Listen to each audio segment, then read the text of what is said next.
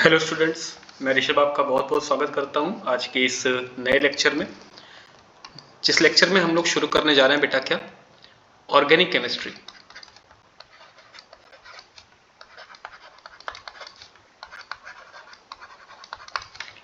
और मैं आपको ये बात बता दूं कि ये सीरीज हमारी कंप्लीट चलने वाली है। ओके, तो आपको मैं पढ़ने से पहले कुछ बातें बता दूं कि हमें पढ़ना कैसे है। ठीक है, तो ध्यान से जरा सुने मेरी बात कि सबसे पहली चीज कि आपको दो नोटबुक बनानी है। पहली जो आपकी नोटबुक होगी that is your theory notebook.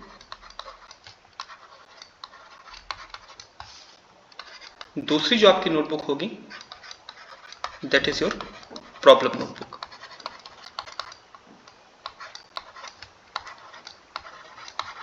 तो एक में आप थ्योरी लिखेंगे, दूसरे में आप प्रॉब्लम लिखेंगे। थर्ड जो चीज है क्या कि आपके पास किसी भी कोचिंग का अगर मॉड्यूल हो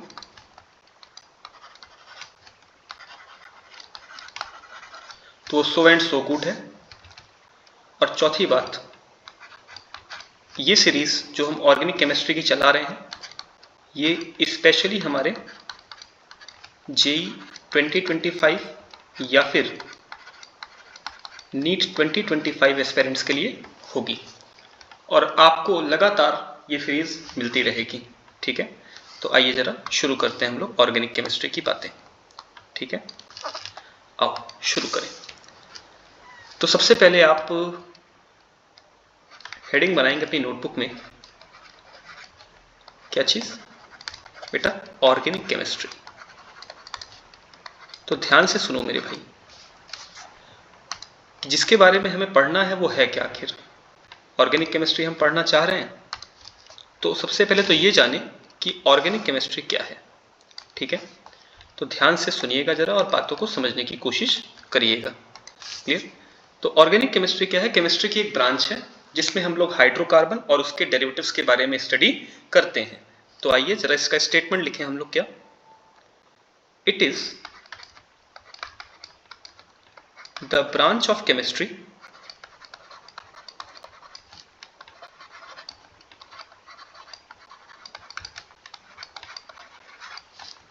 in which we study about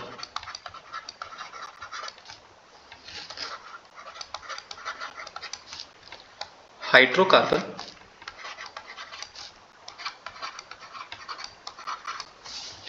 and their derivatives। बात समझ में आ रही है कि ऑर्गेनिक केमिस्ट्री क्या है? केमिस्ट्री की एक ब्रांच जिसमें हम लोग किसके बारे में स्टडी करते हैं? हाइड्रोकार्बन और उनके डेरिवेटिव्स के बारे में स्टडी करते हैं, तो उसे हम क्या बोलते हैं? ऑर्गेनिक केमिस्ट्री बोलते हैं। बात समझ में आई? अब दूसरा सवाल आपके मन में जो उठ रहा होगा कि हाइड्रोकार्बन क्या चीज है। तो आइए दूसरी बात भी देखते हैं कि ये हाइड्रोकार्बन आखिर क्या चीज है। ठीक है, जैसा कि नाम से ही क्लियर हो रहा है, हाइड्रो का मतलब क्या है बेटा? हाइड्रोजन से रिलेटेड। और कार्बन का मतलब क्या है बेटा? कार्बन से रिलेटेड। तो आप जरा डेफिनेशन की बात को समझें कि ऐसे कंपाउंड्स जो किससे मिलकर के बने होंगे? केवल कार्बन और हाइड्रोजन से मिलकर बने होंगे, उनको हम क्या बोलेंगे? हाइड्रोकार्बन बोलेंगे। तो मतलब क्या है? स्टेटमेंट देखें जरा, the compounds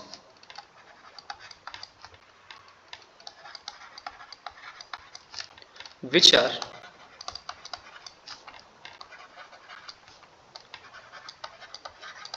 made up of carbon and hydrogen are known as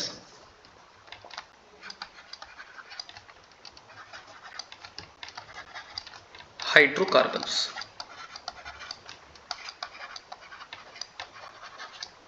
okay, ये बात आपको समझ में आ रही है क्या कि ऐसे कंपाउंड्स जो किससे मिलकर के बने होंगे? केवल कार्बन और हाइड्रोजन से मिलकर के बने होंगे, उन्हें हम बोलेंगे क्या? हाइड्रोकार्बन्स। बात समझ में आई? अच्छा, इसमें एक नाम और आ रहा है, हाइड्रोकार्बन डेरिवेटिव्स। अब हाइड्रोकार्बन डेरिवेटिव्स क्या है, आओ उसको भी देख लेते हैं जरा।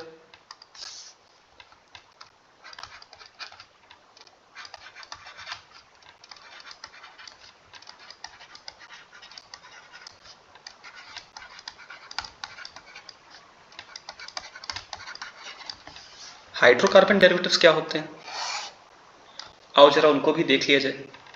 ठीक है, ओके। तो देखें जरा हाइड्रोकार्बन डेरिवेटिव्स क्या होते हैं हमारे पास में। ओके, आओ बेटा शुरू करते हैं। देखो, डेरिवेटिव्स का मतलब होता है जो जिसके वर्ड भी सामने डेरिवेटिव लग जाए तो मतलब समझ लो कि वो उससे मिलकर के बना है। मतलब हाइड्रोकार्बन डेरिवेटिव क्या होंगे, ऐसे कंपाउंड्स जो हाइड्रोकार्बन से डिराइव्ड होंगे उनको हम क्या बोलेंगे, हाइड्रोकार्बन डेरिवेटिव। तो कहने का मतलब क्या है कि ऐसे कंपाउंड्स जिनमें कार्बन और हाइड्रोजन के अलावा कोई हेट्रो एटम भी प्रेजेंट हो। अब हेट्रो एटम क्या होता है, कार्बन और हाइड्रोजन को छोड़ करके जो भी एटम आपके पास में आएगा वो आपका हेट्रो एटम होगा। बात समझ में आ रही है? तो आइए जरा स्टेटमेंट देखते हैं पहले। Those compounds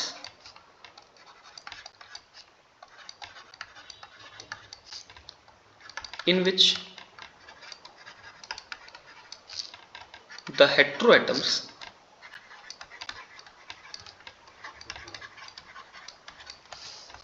are present other than carbon and hydrogen are known as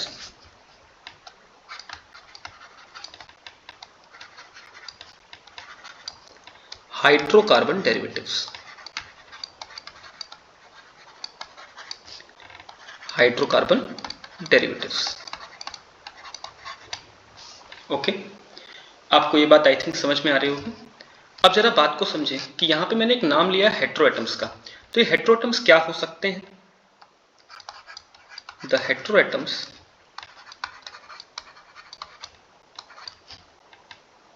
may be, मैंने क्या कहा, other than carbon and hydrogen. Clear? तो यानी कि हमारे पास ऐसे कंपाउंड्स हों जिनमें क्या हो, हाइड्रोकार्बन्स के अलावा मतलब कार्बन और हाइड्रोजन के अलावा कोई अदर हेट्रोएटम भी प्रेजेंट हो तो उसको हम बोलेंगे क्या, हाइड्रोकार्बन डेरिवेटिव। और हेट्रोएटम हमारे क्या हो सकते हैं, ये हेट्रोएटम हमारा हो सकता है ऑक्सीजन, नाइट्रोजन, सल्फर, हेलोजन। और हेलोजन में क्या क्या आ सकता है यहाँ पे, फ्लोरीन, क्लोरीन, ब्रोमीन या फिर आयोडीन। क्लियर है? इतनी बात आई थिंक आपको समझ में आ गई होगी। क्लियर? तो आइए जरा आगे बढ़ते हैं। आगे की बात क्या है बेटा, आगे की बात है हमारी history of organic chemistry. Heading बनाएंगे आप, क्या चीज, हिस्ट्री ऑफ ऑर्गेनिक केमिस्ट्री।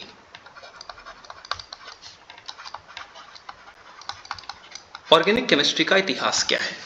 ठीक है, तो ध्यान से जरा आप मेरी बातों को आप सुनिएगा और गौर कीजिएगा। मैं इतिहास बताने जा रहा हूं कि ऑर्गेनिक केमिस्ट्री का इतिहास क्या है, कितनी पुरानी है ऑर्गेनिक केमिस्ट्री और कैसे इसकी शुरुआत हुई। क्लियर है? तो आइए जरा शुरू करते हैं हिस्ट्री ऑफ ऑर्गेनिक केमिस्ट्री से। तो देखो बेटा, पुराने समय में एक साइंटिस्ट हुआ करते थे, साइंटिस्ट कह लो या फिलोसफर कह लो, जो भी आप कह लो, आपकी मर्जी, जॉन जैकब बर्जीलियस।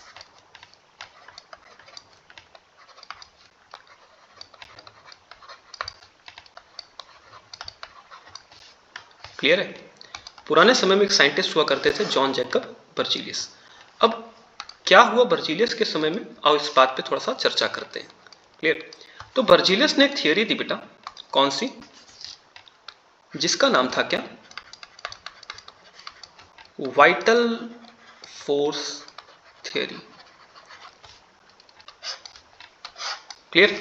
लेकिन इस थ्योरी को पढ़ने से पहले हम एक बात और जान जाए कि पुराने समय में कंपाउंड्स को दो तरीके से डिवाइड किया जाता था। पुराने समय में कंपाउंड्स को दो तरीके से डिवाइड किया जाता था, और वो तरीके कौन कौन से थे जरा ध्यान से देखते हैं। एक तरीका था कौन सा, लिविंग ऑर्गेनिज्म के लिए, और दूसरा तरीका था कौन सा, नॉन लिविंग ऑर्गेनिज्म के लिए। क्लियर? तो जो चीजें नॉन लिविंग ऑर्गेनिज्म से जो कंपाउंड हमें मिलते थे,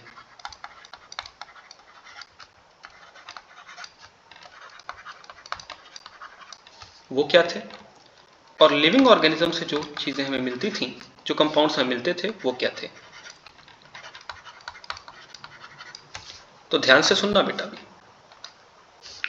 जो कंपाउंड्स हमें नॉन लिविंग ऑर्गेनिज्म से मिलते थे वैसे कंपाउंड्स को कहा जाता था क्या? Inorganic compounds. और जो कंपाउंड्स हमें लिविंग ऑर्गेनिज्म से मिलते थे उन्हें क्या कहा जाता था? Organic compounds. क्लियर? आओ जरा अब यहीं पे हम लोग बात कर लेते हैं किसकी, थोड़ा सा वाइटल फोर्स थियोरी की।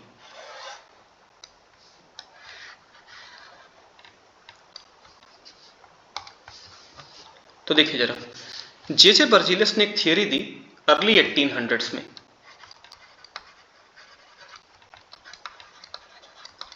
और उस थियोरी का नाम क्या था बेटा? उस थियोरी का नाम था वाइटल फोर्स थियोरी। अब वाइटल फोर्स थियोरी क्या कहती है, आओ जरा बच्चा समझे हम लोग। ठीक है, देखो क्या कहती है हमारी वाइटल फोर्स थियोरी।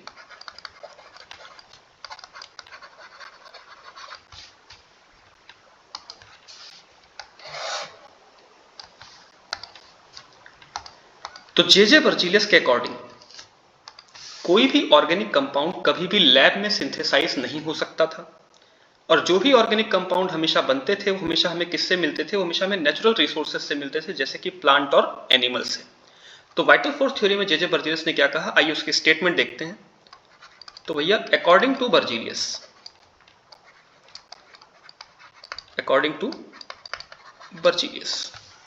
क्या बातें हैं सुनते हैं आइए। The organic compounds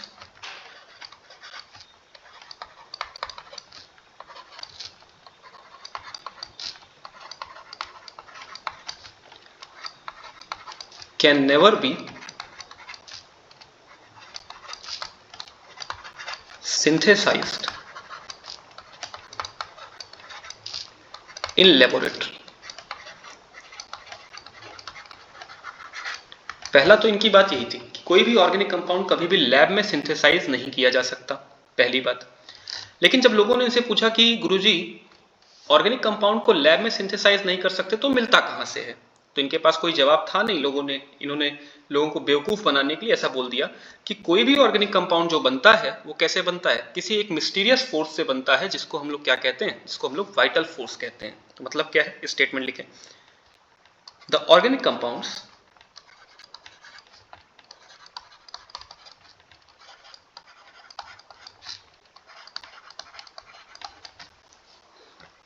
are formed under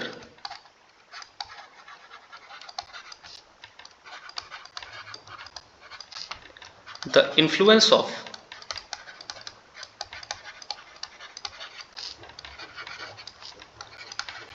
some mysterious force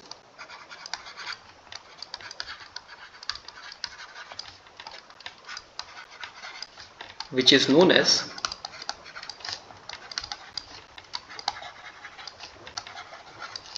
vital force. और इसी फोर्स के कारण इस थ्योरी का नाम क्या पड़ा, वाइटल फोर्स थ्योरी पड़ा। आई होप आपको इतनी बातें समझ में आई होंगी। आगे चला जाए क्या? ठीक है, तो अब आगे की घटना क्या हुई, आइए उसको देखें। तो बर्जीलियस के एक स्टूडेंट थे, उनका नाम क्या था? उनका नाम था फ्रेडरिक वूलर।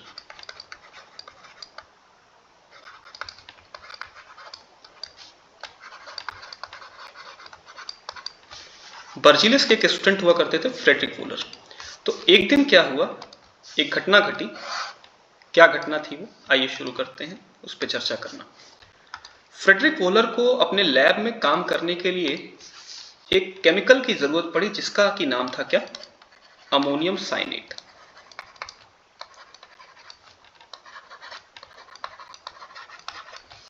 क्लियर है? अमोनियम साइनेट की उसको जरूरत पड़ी, तो उसने सोचा क्या, अमोनियम साइनेट का फॉर्मूला भी लिख लेना, इसका फॉर्मूला होता है NH4CnO। क्लियर है? तो हुआ क्या ऐसा बेटा कि फ्रेडरिक वूलर को लैब में अमोनियम साइनेट की जरूरत पड़ी।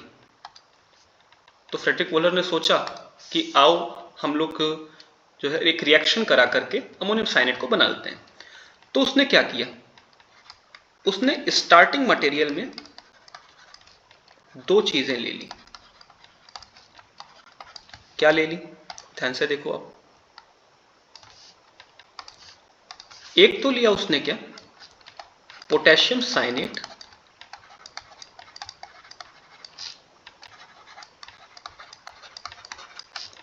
फॉर्मूला होता है इसका KCNO, और दूसरा इसने लिया क्या, अमोनियम सल्फेट।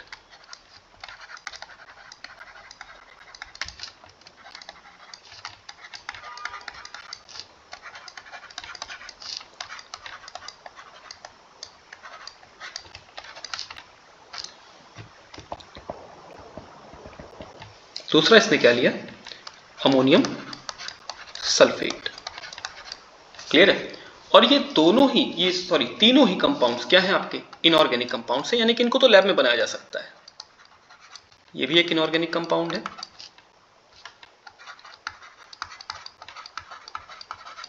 और ये दोनों भी आपके इनऑर्गेनिक कंपाउंड्स हैं। क्लियर। अब जरा बात को समझो। तो फ्रेडरिक वोलर का सोचना तो सही था एकदम कि पोटेशियम साइनेट और अमोनियम साइनेट के बीच में एक डबल डिस्प्लेसमेंट रिएक्शन करा करके अमोनियम साइनेट को हम बना लेंगे। क्लियर है। और उसने इसके लिए रिएक्शन भी प्रपोज करी। क्या रिएक्शन थी वो, सुनो।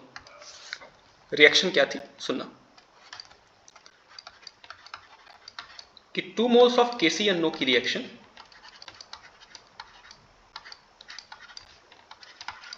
उसने सोचा कि अमोनियम साइनेट के साथ करा करके मस्त जो है हम लोग अमोनियम सल्फेट के साथ करा करके मस्त हम लोग अमोनियम साइनेट बना लेंगे। क्लियर। और उसने रिएक्शन जब लिखी तो क्या हुआ देखो,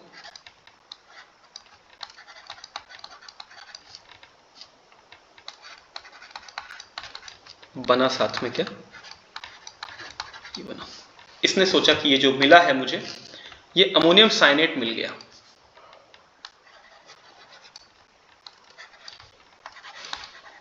ऐसी ऐसी रिएक्शन उसने सोची।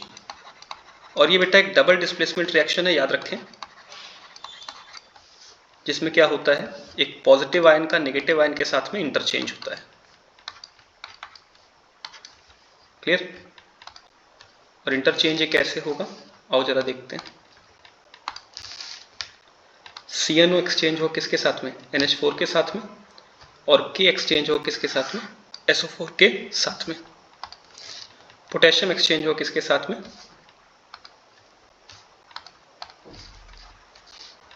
पोटेशियम एक्सचेंज होगा सल्फेट के साथ में, और साइनेट एक्सचेंज होगा अमोनियम के साथ में। क्लियर है। और इससे इसने सोचा कि बन जाएगा क्या हमारे पास में, अमोनियम साइनेट और पोटेशियम सल्फेट। लेकिन तभी एक कहानी हुई।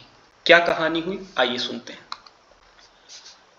इसने लैब में सोचा कि जो मेरे पास मटेरियल बना है वो क्या है, वो अमोनियम साइनेट है।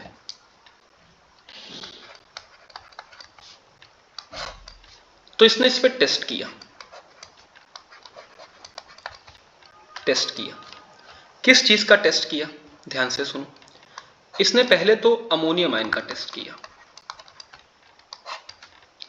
वो टेस्ट फेल मिल गया, नेगेटिव मिल गया। मतलब इसमें अमोनियम आयन डिटेक्ट ही नहीं हुआ। भाई आप लैब में जाओगे तो ऐसे थोड़ी दिखते हैं आपको कि ये बन गया अमोनियम साइनेट, ऐसा वैसा कुछ नहीं दिखता। वहां पे आपको टेस्ट करना पड़ता है चीज़ों को। तो पहले उसने अमोनियम का टेस्ट परफॉर्म करा। अमोनियम का टेस्ट उसको नेगेटिव मिला, नहीं मिला। फिर उसने सोचा कि चलो अच्छा, अमोनियम का अगर नहीं मिल रहा तो कम से कम साइनेट का तो मिलना ही चाहिए। लेकिन मजेदार बात यह है कि उसको साइनेट का भी टेस्ट नहीं मिला, दोनों का टेस्ट उसको नहीं मिला। तो बड़े चंभे में पड़ गया कि भाई मैंने जो बनाया था वो तो अमोनियम साइनेट था, लेकिन ना तो ये अमोनियम का टेस्ट दे रहा है, ना तो ये साइनेट का टेस्ट दे रहा है, किसी का टेस्ट नहीं दे रहा। तो आखिर अब ये है क्या फिर। तो इसने कुछ नहीं किया। इसने केवल क्या किया, इस अमोनियम साइनेट को हीट कर दिया।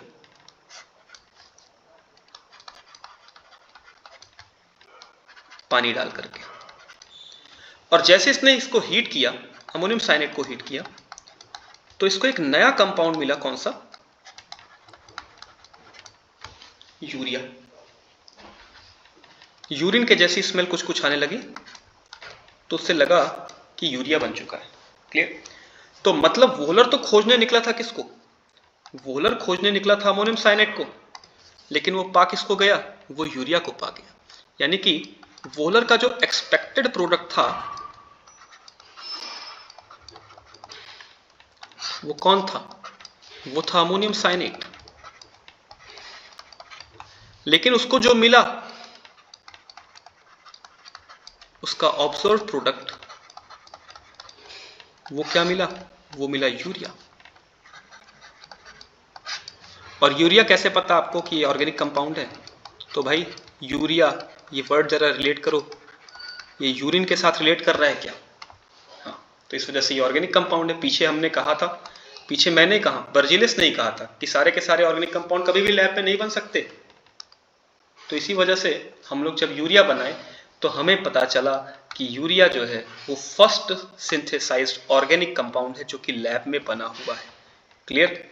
तो भाई साहब मेरी बात को जरा समझने की कोशिश करें मेरे दोस्तों। यूरिया क्या है? यूरिया ही आपका फर्स्ट सिंथेसाइज्ड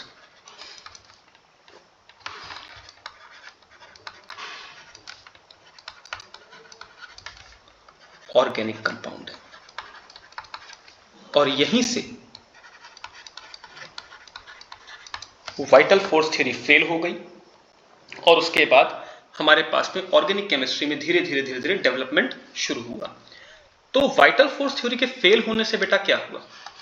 आओ बात करते हैं जरा कि वाइटल फोर्स थ्योरी के फेल होने से क्या हुआ या इससे यूरिया के बनने से क्या हुआ। दोनों ही बातें एक ही जैसे हैं। तो पहली चीज कि वाइटल फोर्स थ्योरी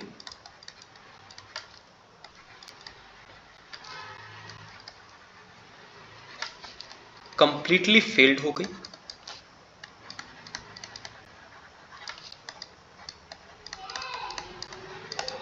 पहली चीज।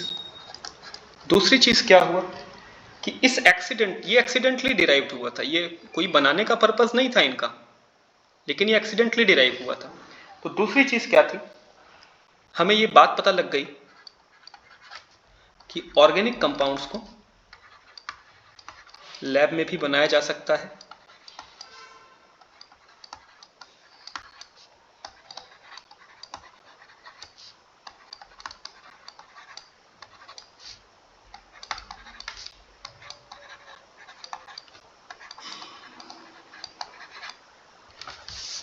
और तीसरी चीज जो कि आज हम लोग पढ़ते हैं, आइसोमेरिज्म के नाम से जानते हैं उसको।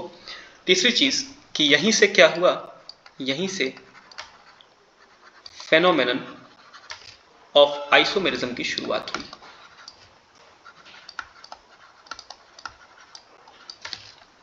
आई थिंक आपको इतनी बातें अच्छे तरीके से समझ में आ गई होंगी। क्लियर है? अब आइसोमेरिज्म क्या होता है उस पर मैं थोड़ा सा आपको इंडिकेट कर दूं कि आइसोमेरिज्म क्या होता है बेटा। मैं थोड़ा सा इंडिकेट कर दूंगा आपको। आइसोमेरिज्म का मतलब क्या है? कंपाउंड्स जिनके मॉलिक्यूलर फॉर्मूले सेम हो लेकिन उनकी प्रॉपर्टीज अलग अलग हो। ठीक है? तो उनको ही हम कहते हैं क्या कि वो आइसोमर्स हैं। और इस पूरे फेनोमेना को हम लोग क्या कहते हैं? आइसोमेरिज्म कहते हैं। Compounds having same molecular formula but differ in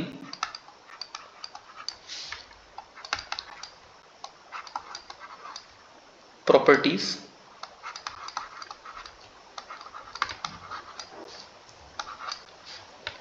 are known as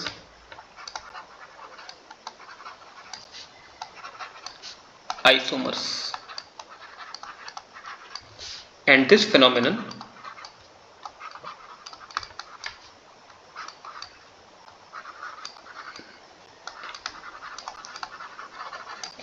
is called isomerism।